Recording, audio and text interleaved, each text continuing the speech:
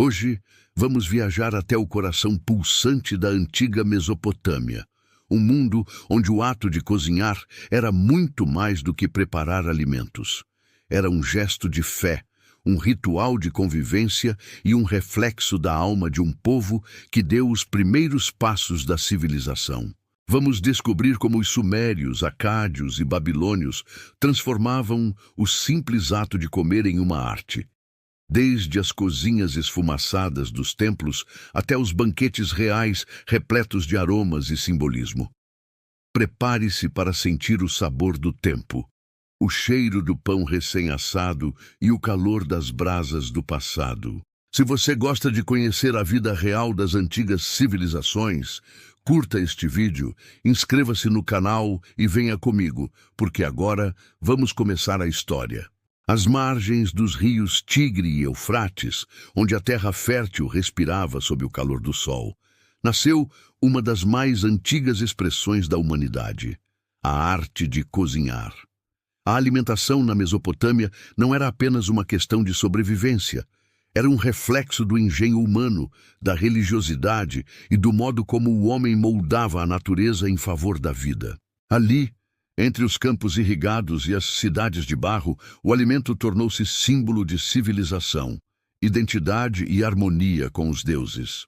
Comer era um ato sagrado, e o grão transformado em pão era, para o mesopotâmico, a prova viva de que a terra e o trabalho humano estavam em perfeita comunhão. A base dessa culinária era moldada pela geografia. A Mesopotâmia, cujo nome significa terra entre rios, era abençoada pela fertilidade das planícies aluviais, que recebiam as águas generosas do Tigre e do Eufrates. Essa abundância natural deu origem a uma agricultura florescente e, com ela, a uma cultura alimentar rica e variada. O ciclo das cheias e o domínio das técnicas de irrigação permitiam o cultivo de cereais essenciais como cevada e trigo, os pilares da dieta mesopotâmica. Da cevada vinham o pão e a cerveja, dois produtos tão importantes que eram usados até como forma de pagamento e oferenda religiosa. A cevada era o grão da vida. Moída, fermentada, cozida ou assada, ela se transformava em alimento e bebida, em símbolo de sustento e celebração. O trigo, mais delicado e menos resistente ao clima, era reservado às camadas mais ricas da sociedade, tornando-se um marcador de status. Enquanto o camponês se alimentava de pães escuros e densos de cevada, os nobres e sacerdotes apreciavam pães mais claros e finos, feitos com farinha de trigo peneirada. Mas os sabores da Mesopotâmia iam muito além dos grãos. As tâmaras, colhidas em abundância das palmeiras que margeavam os rios, adoçavam a vida cotidiana e eram consideradas um presente dos deuses. Eram usadas em pratos salgados e doces, misturadas com manteiga, vinho ou farinha. As cebolas, alhos e alhos porós, frequentemente mencionados em inscrições e tábuas de argila, perfumavam os ensopados e as sopas, trazendo força e sabor aos alimentos simples. As lentilhas, grão de bico e feijões completavam a mesa, garantindo energia e nutrição, especialmente para os trabalhadores e soldados. O azeite, obtido de gergelim ou de oliva, era outro ingrediente essencial. Ele iluminava as casas, ungia os corpos e, na cozinha, realçava os sabores e preservava os alimentos. O sal, vindo das margens secas dos rios e lagos, tinha valor quase sagrado, sendo usado também em rituais de purificação. A combinação desses elementos formava uma culinária que, embora simples em aparência, revelava uma profunda sabedoria. O equilíbrio entre o que a terra oferecia e o que o homem criava com as próprias mãos. A relação entre agricultura e culinária era uma das colunas da vida mesopotâmica. O alimento não era visto como algo separado da religião ou da economia. Era o elo entre o homem, os deuses e a terra. As colheitas dependiam da benevolência divina, e por isso os primeiros frutos e grãos eram sempre oferecidos em templos, acompanhados de orações e incenso. O ato de cozinhar dentro das casas e nos palácios repetia esse mesmo gesto simbólico: transformar o que vinha da terra em algo digno de ser partilhado. A irrigação, um dos maiores feitos da engenharia mesopotâmica, transformou o deserto em um jardim cultivável. Canais, diques e reservatórios foram criados para controlar as águas dos rios e garantir colheitas regulares. Esse domínio sobre a natureza não só alimentou milhões de pessoas, mas também deu origem à complexidade social e à especialização de ofícios. Havia quem plantasse, quem moesse, quem preparasse o pão e quem o oferecesse aos deuses. O alimento passou a definir hierarquias, a distinguir os trabalhadores dos sacerdotes, os camponeses dos governantes. Nas cidades de Uruk, Ur e Babilônia, as cozinhas pulsavam com o ritmo do cotidiano. Os fornos de barro, moldados à mão, eram o coração da casa. O fogo ardia com madeira seca ou esterco, e sobre ele se cozinhavam caldos espessos, carnes de cabra ou peixe e pães achatados. O aroma das especiarias, cominho, coentro e mostarda, misturava-se ao cheiro da fumaça e do pão recém-assado. As mulheres, muitas vezes encarregadas da preparação, seguiam receitas que combinavam tradição e improviso. Essas cozinhas feitas de barro e fumaça eram pequenos laboratórios de civilização. Dali nasciam os sabores que marcariam o paladar do Oriente por milênios. Cada refeição era um testemunho do equilíbrio entre o homem e o ambiente, entre o esforço e a bênção. Comer, para o mesopotâmico, era reafirmar seu lugar no mundo. Um ser que dependia dos deuses, mas que também dominava a arte de criar com o que a terra oferecia. Os banquetes dos templos e palácios exibiam essa dimensão social e religiosa da comida. Reis e sacerdotes se sentavam diante de mesas fartas, com carnes, queijos, cerveja e frutas secas. Os alimentos eram servidos em tigelas de cerâmica fina, muitas vezes decoradas com símbolos sagrados. Comer era uma forma de comunhão com o divino, mas também de afirmação de poder.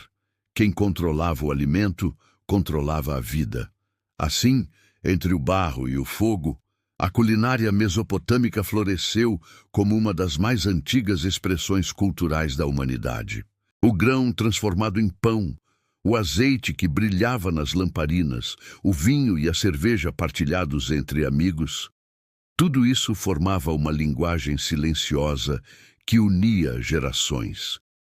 E nas margens do Tigre e do Eufrates, onde o sol nascia dourando os campos de cevada, o homem aprendeu que alimentar-se era também um modo de celebrar a própria existência, um rito diário de gratidão à terra, aos deuses e ao milagre da vida. No coração das cidades mesopotâmicas, o dia começava com o som ritmado do pilão e o cheiro do pão sendo assado. A cozinha era o centro da vida doméstica, um espaço onde o trabalho, a tradição e o afeto se misturavam. Ali, entre o barro e o fogo, as mulheres davam forma ao sustento diário, transformando grãos e legumes em refeições que alimentavam famílias inteiras. A comida não era apenas nutrição, era memória, devoção e continuidade. Cada gesto repetido, moer, mexer, provar, conectava o presente aos antepassados que haviam aprendido, séculos antes, a arte de cozinhar nas margens do Tigre e do Eufrates. Nas casas simples, feitas de tijolos de barro, a cozinha ocupava um espaço discreto, mas essencial. Não havia mesas elevadas nem utensílios de metal em abundância. As mulheres trabalhavam agachadas ou ajoelhadas, próximas ao fogo, usando panelas de cerâmica e colheres de madeira. As paredes, escurecidas pela fumaça, guardavam o calor dos dias e o perfume das refeições. O chão de argila servia também de forno. Pequenas cavidades eram abertas para conter brasas, sobre as quais se colocavam pedras ou potes. Assim, o pão era assado diretamente sobre o calor da terra, um método simples e eficiente que dava origem a pães achatados, crocantes por fora e macios por dentro. As panelas de cerâmica eram o coração da cozinha mesopotâmica. Produzidas em oficinas locais, variavam em tamanho e forma conforme a função. Grandes vasos para ferver grãos, pequenas tigelas para molhos e caldos, e jarros altos para armazenar óleos e vinhos. Algumas possuíam tampas feitas de argila moldada. Outras eram cobertas com folhas de palmeira ou tecidos umedecidos para manter o vapor. O cobre, mais raro e caro, era usado nos utensílios das cozinhas palacianas e templárias. Colheres, facas e pequenas conchas de metal brilhavam ao lado de recipientes finamente decorados, símbolos do prestígio e da sofisticação da mesa dos poderosos.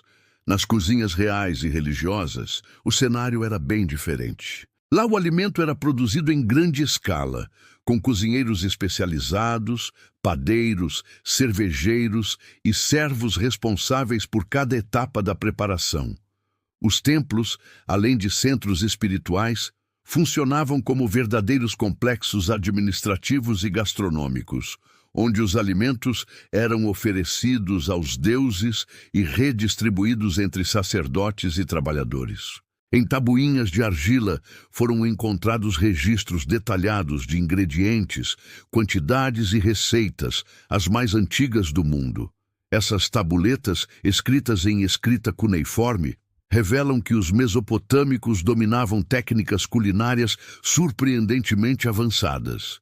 Havia pratos cozidos lentamente, ensopados temperados com ervas e carnes preparadas em caldos de cerveja. Algumas receitas descrevem misturas de alho, cebola, coentro e cominho, usadas para dar profundidade de sabor. Outras indicam o uso de leite, sangue e gordura animal como base de molhos e sopas. O coentro conferia um aroma fresco, enquanto o cominho e a mostarda acrescentavam calor e intensidade. O alho, ingrediente venerado, era considerado não apenas tempero, mas remédio e símbolo de vitalidade. Entre as receitas preservadas em argila, uma das mais notáveis é a de um ensopado de carne que incluía cebola, alho, coentro, sal, leite e cerveja. Uma combinação que antecipava, de certa forma, a complexidade da culinária moderna.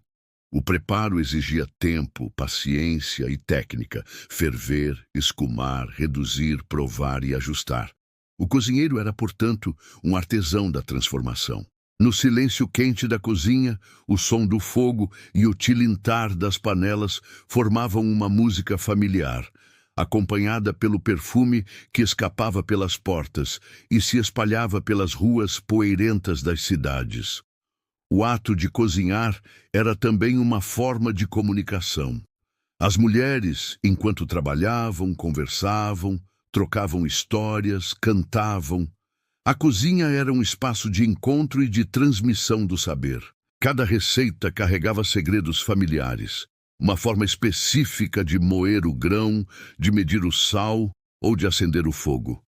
E mesmo nos grandes palácios, onde a produção era coletiva, havia uma dimensão quase ritual no ato de preparar o alimento. Antes de servir o banquete ao rei ou de apresentar as oferendas no templo, uma porção era separada e depositada diante das estátuas dos deuses, um gesto de gratidão e reverência. Os fornos escavados na terra também tinham sua importância. Feitos de barro e reforçados com palha, podiam alcançar altas temperaturas e eram usados tanto para assar pães quanto para cozinhar carnes e legumes. Algumas casas tinham fornos portáteis, que podiam ser movidos conforme a direção do vento. O fogo era alimentado com madeira seca, mas muitas vezes o combustível vinha de esterco de boi, um recurso comum nas regiões mais áridas. O cheiro da fumaça misturava-se ao das especiarias, criando um aroma denso que anunciava o almoço muito antes de ele ser servido. Durante o preparo das refeições, o ambiente era vivo.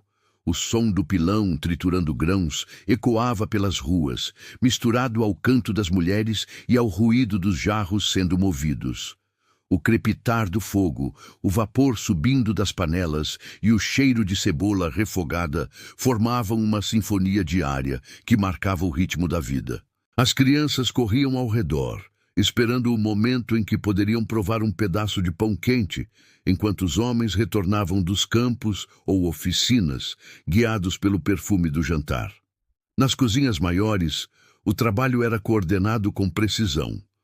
Os chefes dos templos e palácios eram respeitados, pois alimentavam não apenas os vivos, mas também os deuses. Um erro na proporção dos ingredientes ou na qualidade das oferendas podia ser interpretado como falta de devoção.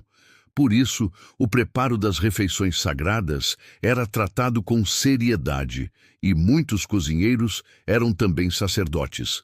A alimentação mesopotâmica, portanto, era uma fusão de técnica e espiritualidade, de rotina e celebração.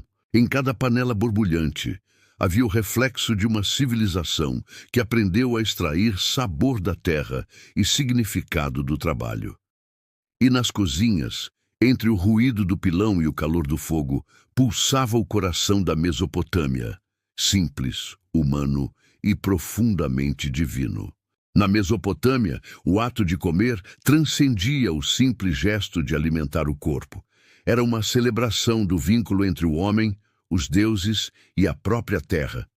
Cada refeição, por mais simples que fosse, possuía uma dimensão espiritual e social, um rito cotidiano em que o sabor dos alimentos se misturava ao sentido da existência. Comer era um gesto de comunhão, com a família, com a comunidade e com o divino.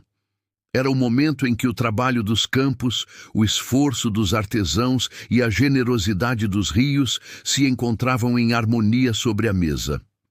Os banquetes religiosos eram uma das expressões mais grandiosas desse espírito. Nos templos de Nippur, Ur e Babilônia, o alimento era oferecido como presente aos deuses, numa tentativa de manter a Ma'at mesopotâmica, o equilíbrio entre o céu e a terra. As mesas sagradas eram cobertas com pães recém-assados, carnes de cordeiro e aves, jarras de cerveja e vinho, tâmaras, figos e queijos. Os sacerdotes arrumavam tudo diante das estátuas divinas, cuidando para que cada item tivesse o devido simbolismo. O pão representava a criação e o sustento, a cerveja, a alegria e a união, as carnes, a força e a vitalidade.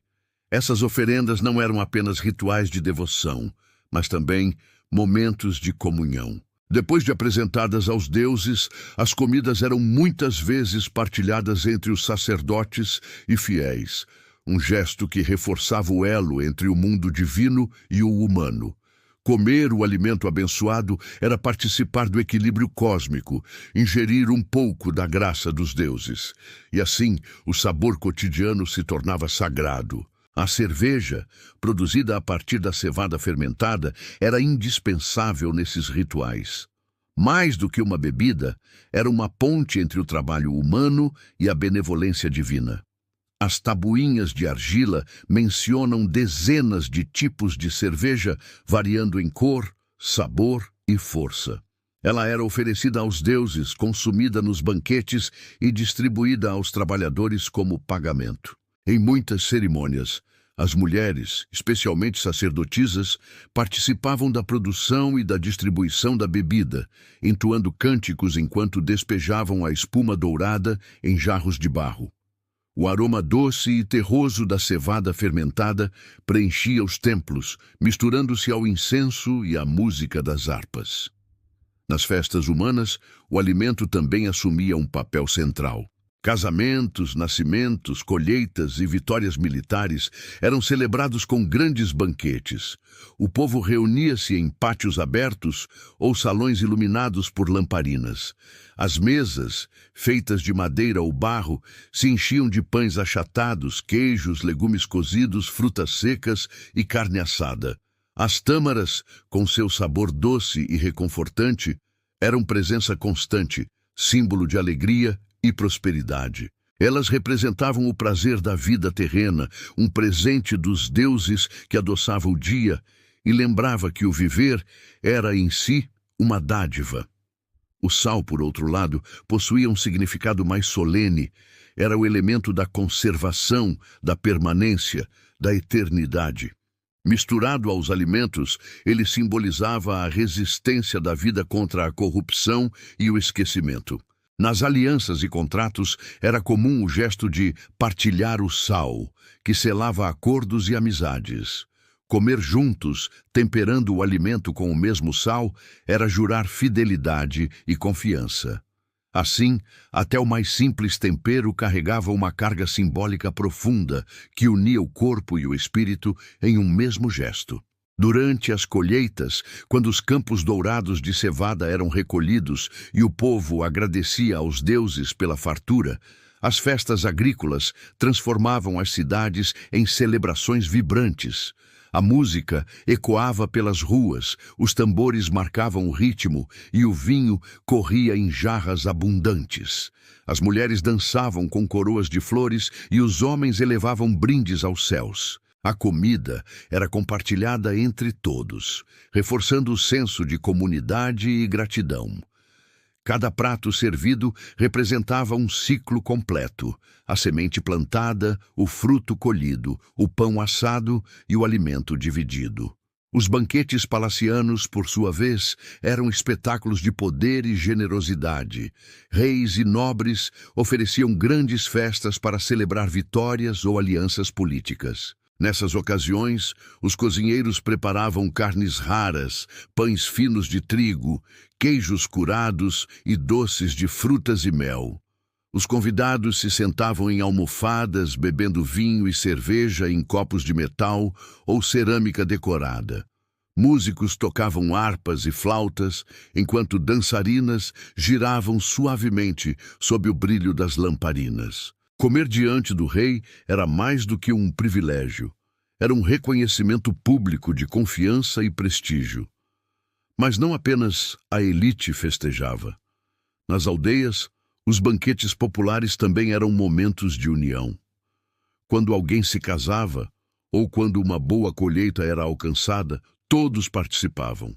Cada família trazia algo: tâmaras, pães, legumes ou pequenas porções de carne. O fogo era aceso no centro da vila e as panelas se alinhavam, exalando um perfume que misturava especiarias, fumaça e alegria. As crianças corriam, os anciãos contavam histórias e o som das risadas se misturava ao canto dos pássaros noturnos. Comer junto era reafirmar o pertencimento, a certeza de que ninguém estava sozinho. A comida mesopotâmica era, portanto, um espelho da própria vida. Simples e sagrada, cotidiana e simbólica. Cada sabor carregava um significado. O doce representava a alegria e a generosidade, o sal, a permanência e a sabedoria, o amargo, a lembrança da passagem do tempo. Comer era uma forma de equilibrar o mundo, de reafirmar a ligação entre o homem e o divino. Quando o sol se punha e as lamparinas se acendiam, famílias inteiras se reuniam diante do alimento. O pão era repartido, a cerveja derramada, e antes da primeira mordida, um olhar era lançado aos céus, um gesto silencioso de gratidão. Era assim que a Mesopotâmia se alimentava, não apenas de grãos e carnes, mas de laços, crenças e significados. Comer era viver, comer era também um modo de rezar. Nos grandes palácios da Mesopotâmia, o ato de comer ultrapassava qualquer ideia de necessidade. Era uma encenação de poder, um espetáculo em que o alimento se tornava linguagem política e expressão do sagrado. Quando o rei se sentava à mesa, ele não apenas satisfazia sua fome, ele reafirmava a ordem do cosmos, a hierarquia do reino e sua própria conexão com os deuses. Comer era governar. Cada banquete real era cuidadosamente planejado para comunicar abundância, autoridade e devoção. Os reis babilônios e assírios transformaram suas cozinhas em verdadeiras instituições. Ali, Dezenas de servos, cozinheiros e provadores se moviam em ritmo preciso, preparando refeições que podiam envolver mais de 100 pratos diferentes. As grandes mesas, cobertas com tecidos finos e enfeitadas com flores, exalavam o perfume das carnes assadas, dos pães recém-saídos do forno e dos vinhos importados das terras sírias. O ambiente era uma fusão de opulência e ritual. Lamparinas de óleo iluminavam os salões, refletindo o brilho dourado dos cálices e pratos de bronze. O som das harpas e das flautas ecoava entre as colunas, e o ar se preenchia com a mistura irresistível de música, incenso e especiarias. Os banquetes reais tinham uma função dupla: celebrar o poder do rei e invocar a bênção dos deuses. Antes de o alimento ser servido, parte dele era oferecida simbolicamente às divindades, especialmente a Marduk, o grande deus de Babilônia, ou a Assur, no caso dos assírios. Essa oferenda assegurava que o banquete fosse mais do que um simples festim. Era um ato sagrado, um reflexo do banquete divino que sustentava o universo. Os convidados, ao se alimentarem, participavam desse gesto cósmico, tornando-se cúmplices da ordem estabelecida. As mesas eram vastas, muitas vezes circulares, permitindo que o rei ficasse no centro, símbolo do eixo do mundo. Em torno dele, sentavam-se generais, sacerdotes, embaixadores e nobres, cada um segundo sua posição hierárquica. O protocolo era rígido. O primeiro brinde era sempre dedicado aos deuses, o segundo ao rei, e apenas depois se iniciava a refeição. Pratos de carne de ovelha, cabra e boi eram servidos em abundância, assados lentamente em fornos de barro ou grelhados sobre carvão. Havia também peixes secos e salgados, vindos do Golfo Pérsico, que simbolizavam prosperidade e fartura. Os pães variavam em textura e forma, alguns redondos e espessos, outros finos e crocantes, usados para envolver pedaços de carne ou mergulhar em molhos feitos com cebola, alho e ervas. Os queijos completavam a refeição, feitos de leite de cabra e ovelha, muitas vezes curados e perfumados com ervas. As frutas, tâmaras, figos e romãs, eram servidas no fim, junto com doces de mel e bolos de cevada. Tudo era preparado para encher os olhos antes mesmo de alcançar o paladar. As bebidas tinham um papel essencial na coreografia do banquete. A cerveja, símbolo da vida e do trabalho coletivo, era servida em jarras grandes, algumas aromatizadas com tâmaras ou ervas. Já o vinho, um produto de luxo importado das regiões do Levante, era reservado aos nobres e ao rei.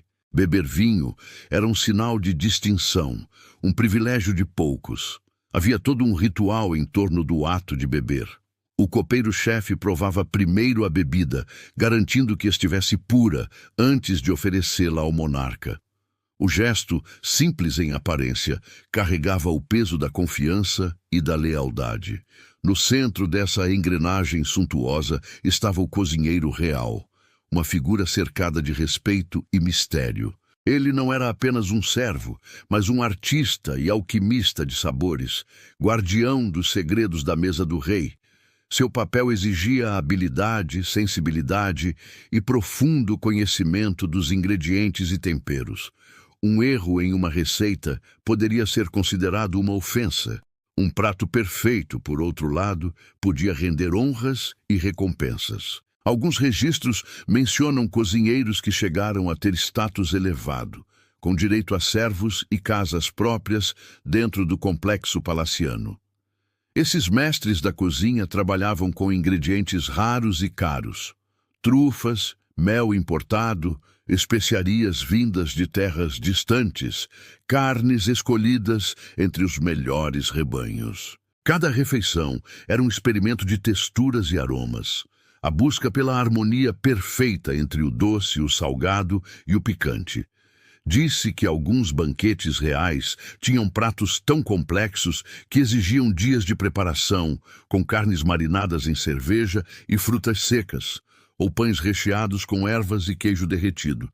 A cozinha palaciana era, portanto, uma forma de arte e uma demonstração da sofisticação de uma civilização que via o prazer e o poder como duas faces da mesma moeda. Os banquetes reais também tinham um caráter teatral. A entrada do rei marcava o início da celebração. O público se levantava, músicos tocavam melodias solenes e dançarinas moviam-se graciosamente ao som das flautas. Entre um prato e outro, poetas recitavam versos em honra ao monarca, exaltando sua sabedoria e suas vitórias. O alimento era servido em sequência. Primeiro os pães e as carnes leves, depois as sopas e as caças, e por fim os doces e as frutas. O ritmo da refeição era cuidadosamente orquestrado, como uma cerimônia sagrada. O palácio, nesses momentos, se transformava em um microcosmo do universo. O fogo das tochas representava o sol eterno, o vinho simbolizava o sangue da terra, e o alimento era a energia vital que mantinha o mundo em equilíbrio. Comer diante do rei era participar dessa harmonia, reafirmar a ligação entre o poder terreno e o divino. Ao final, quando os pratos eram retirados e a música se tornava mais suave, o rei erguia o cálice para o último brinde. Não apenas em celebração, mas em promessa. Era o gesto simbólico de quem garantia que, enquanto houvesse alimento sobre a mesa do reino, haveria ordem no mundo. Assim, na Babilônia e em Assur, o banquete não era apenas uma refeição, era o coração pulsante do império. O teatro, onde o poder se vestia de aromas e sabores e onde até o pão tinha o gosto da eternidade. Enquanto os reis babilônios se banqueteavam em salões iluminados por lamparinas de bronze, a maior parte da população da Mesopotâmia vivia o dia a dia de forma simples, mas não menos rica em significados. O alimento, para o povo comum, era menos um espetáculo e mais um elo vital entre gerações, vizinhos e tradições. Se nos palácios a mesa era símbolo de poder, nas casas de barro ela era o centro da vida. As famílias de agricultores, artesãos e escribas organizavam suas refeições com o que o solo fértil e os canais do Tigre e do Eufrates podiam oferecer. O dia começava cedo, com o cheiro do pão sendo assado nos pequenos fornos de barro. Esses fornos, escavados no chão ou moldados com argila, eram o coração de cada lar. As mulheres sovavam a massa feita de cevada ou trigo, moldando discos achatados que eram colocados diretamente sobre as paredes quentes. O estalar da lenha e o aroma tostado do pão fresco marcavam o início da rotina, misturando o calor da cozinha com o murmúrio da vida despertando lá fora. O pão era o alimento fundamental, base de quase todas as refeições. Era comido puro, mergulhado em sopas ou usado como colher para pegar legumes e ensopados. Às vezes era temperado com ervas, outras vezes com tâmaras esmagadas que davam um toque adocicado. Mesmo simples, esse pão representava o trabalho coletivo da família, o plantio, a colheita, a moagem e o preparo. Comer o pão era para o mesopotâmico celebrar o ciclo da vida e a generosidade dos deuses. Nas casas mais humildes, o cardápio era modesto, mas equilibrado. As sopas de lentilhas e grãos cozidos eram o prato mais comum. Nutritivos, fáceis de preparar e capazes de sustentar longas horas de trabalho. O aroma da lentilha fervendo se misturava ao das cebolas e do alho, criando um perfume familiar e reconfortante. Às vezes, um pouco de azeite era adicionado para enriquecer o sabor. Quando havia sorte, algum peixe fresco ou seco trazido do rio completava a refeição. O peixe, abundante no Tigre e no Eufrates, era salgado para durar mais tempo e se tornava o principal complemento proteico da dieta popular. A carne era rara. Apenas em ocasiões especiais, como casamentos, nascimentos ou festividades religiosas, os camponeses abatiam uma ovelha ou cabra. Mesmo assim, cada pedaço era aproveitado, a carne era cozida lentamente e os ossos usados para caldos. O alimento, na casa comum, nunca era desperdiçado. Tudo tinha valor, tudo era parte da sobrevivência coletiva. Os artesãos e escribas que viviam nas cidades desfrutavam de uma alimentação um pouco mais variada. Nos mercados, eles podiam comprar frutas secas, queijo fresco, legumes e cereais. As tâmaras, além de adoçar o paladar, eram fonte de energia e prestígio. Mesmo simples, eram consideradas um presente dos deuses. As cebolas e alhos, baratos e abundantes, davam sabor aos pratos do dia a dia, enquanto o leite de cabra era usado para preparar queijos e iogurtes. A alimentação urbana, embora simples, refletia uma sociedade que sabia extrair prazer e sustento do essencial. Nas cidades maiores, como Ur, Babilônia e Nippur, as feiras e mercados eram o verdadeiro coração pulsante da vida cotidiana. Desde o nascer do sol, as ruas se enchiam de vozes e aromas.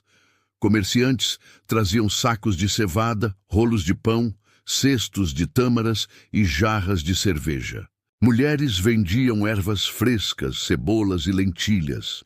Homens gritavam preços, trocavam mercadorias e discutiam as novidades do dia. O som do pilão se misturava ao barulho das conversas, enquanto crianças corriam entre as bancas, atraídas pelo perfume dos alimentos recém-preparados. Esses mercados não eram apenas lugares de compra e venda, eram espaços de convivência, de troca de histórias e saberes. O vendedor de peixe conhecia o oleiro, que por sua vez trocava tigelas com o padeiro, que oferecia pão fresco ao escriba em troca de uma inscrição feita em argila. Cada produto carregava uma história. O sal do deserto, o trigo das planícies, as tâmaras das palmeiras que margeavam os rios. Comer ali era também um ato de encontro e de pertencimento. Apesar das diferenças de classe, havia algo que unia todas as mesas mesopotâmicas: o fogo doméstico. Era em torno dele que a vida acontecia. À noite, depois do trabalho, as famílias se reuniam ao redor da chama, partilhando o alimento e as histórias do dia. O pai falava das plantações, a mãe mexia a sopa, as crianças escutavam contos sobre deuses e heróis. Esse momento de comunhão era tão essencial quanto o próprio alimento. A comida não apenas sustentava o corpo, mas também mantinha viva a tradição, o elo invisível entre os antepassados e os descendentes. Mesmo com poucos ingredientes, havia criatividade e cuidado. As mulheres sabiam como transformar o pouco em muito, combinando especiarias simples e texturas para variar os sabores. Um pouco de mel podia adoçar uma sopa salgada. Tâmaras secas davam corpo a um molho. O pão endurecido era mergulhado em cerveja para virar sobremesa. Era uma culinária feita de engenho e carinho, onde cada refeição era uma pequena obra de arte nascida da necessidade e do amor. As diferenças entre ricos e pobres eram evidentes. Os palácios serviam vinhos e carnes exóticas, enquanto os camponeses se contentavam com grãos e legumes. Mas, de certo modo, todos partilhavam da mesma essência. A comida, em qualquer mesa, era o elo entre o humano e o divino. A cevada que alimentava o escravo era a mesma que fermentava a cerveja do rei. O pão do camponês tinha a mesma origem do pão servido nos templos. Assim, entre o luxo das elites e a simplicidade do povo, a alma da culinária mesopotâmica se revelava na partilha. O que definia o valor do alimento não era sua abundância, mas o gesto de dividi-lo. Nas margens do Eufrates, sob o mesmo céu dourado, ricos e pobres viviam diferentes realidades, mas eram sustentados pelo mesmo fogo, o fogo sagrado da cozinha, onde o grão se transformava em pão e o pão em vida. O sol se despede lentamente sobre o Eufrates, tingindo o rio de tons dourados e avermelhados. O calor do dia se dissolve em brisa, e o ar se enche do perfume do pão recém-assado, do cheiro do barro aquecido e do eco distante das vozes que retornam do campo. A mulher de pés descalços e mãos firmes retira o último pão do forno de argila e o coloca sobre uma pequena mesa. Ao redor, a família se reúne. O gesto é simples, mas carrega milênios de significado. O mesmo ritual que seus antepassados repetiram desde os primeiros dias da civilização. Cozinhar para os mesopotâmicos era mais do que preparar alimento. Era um ato de criar vida. Ali, entre o fogo e o grão, nascia a alma do lar. Cada refeição era uma forma de ordenar o mundo, de transformar a dádiva dos deuses em sustento e memória. Quando a mulher amassava a farinha, ela não apenas moldava o pão, moldava também o tempo, conectando-se à linhagem invisível de todas as mãos que antes dela fizeram o mesmo. A argila do forno era a mesma da terra onde germinavam as sementes, e o calor que dourava o pão era o reflexo do próprio sol divino. A cozinha era um pequeno universo, onde o humano e o sagrado se encontravam em harmonia silenciosa. O som do pilão batendo, o crepitar da lenha, o tilintar das tigelas, tudo isso compunha uma música antiga, uma sinfonia doméstica que embalava o cotidiano. E no centro desse cenário estava o alimento, o elo que unia deuses e homens, pais e filhos, passado e presente. Comer era reviver histórias, sentir na língua o sabor da continuidade. Em cada mordida havia não apenas cevada e tâmaras, mas lembranças, fé e eternidade. A Mesopotâmia foi o berço da escrita, da agricultura e das cidades, mas também foi o berço da cozinha como expressão da alma humana. Foi ali que o homem aprendeu a transformar o que a terra oferecia em algo mais, um prato, um aroma, um gesto de partilha. Cozinhar era traduzir o mundo em sabor. Era entender que a natureza não se domina, mas se acolhe, se transforma, se agradece. O grão moído, o peixe salgado, a sopa fervendo, tudo era resultado de um diálogo entre o homem e os elementos, entre o fogo e o barro, entre o trabalho e a esperança. Quando o crepúsculo descia sobre os campos de cevada, as famílias acendiam o fogo do jantar. A chama tremeluzia nas paredes de barro e o aroma do pão se misturava ao da cerveja que fermentava em jarras de cerâmica. O pai contava histórias dos deuses e heróis. A mãe servia a sopa quente. As crianças riam com as mãos cheias de pão.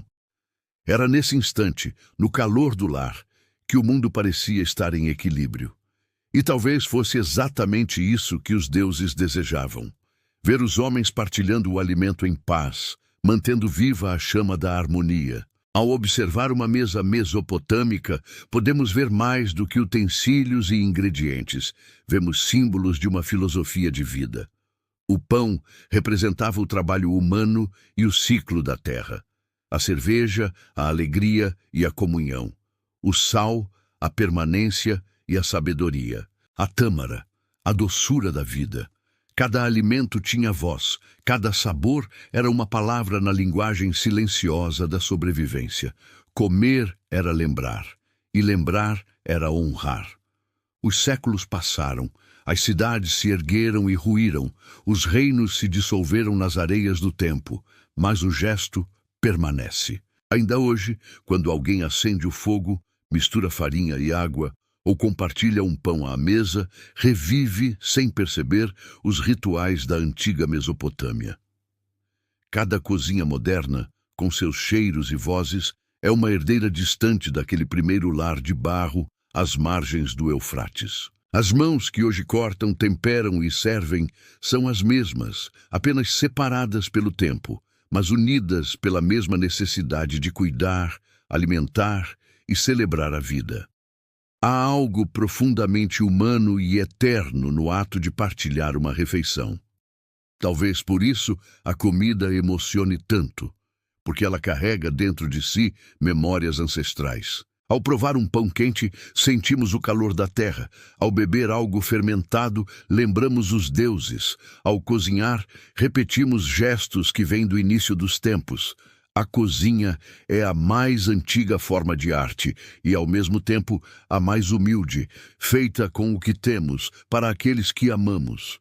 O sol desaparece por completo atrás das colinas e a noite cai suave sobre a terra fértil. A mulher serve a refeição e o primeiro pedaço de pão é sempre deixado de lado, uma oferenda silenciosa aos deuses e aos antepassados. O vento sopra do rio, trazendo consigo o cheiro da cevada, da argila, da vida. As estrelas refletem-se nas águas do Eufrates, e o fogo da cozinha continua aceso como um coração pulsando no escuro. É nesse instante que se revela o sentido mais profundo da alimentação mesopotâmica. Cozinhar é lembrar que estamos vivos e que viver é também um ato de gratidão. Cada refeição é um elo entre o que fomos e o que ainda somos, uma ponte de sabores que atravessa o tempo. E talvez, em algum lugar invisível do presente, quando o pão sai do forno e o perfume invade a casa, os antigos ainda sorriam. Porque dentro de cada mesa posta, de cada sopa fervendo, de cada gesto de partilha, a alma da Mesopotâmia ainda respira, sutil, quente e eterna como o fogo que nunca se apaga.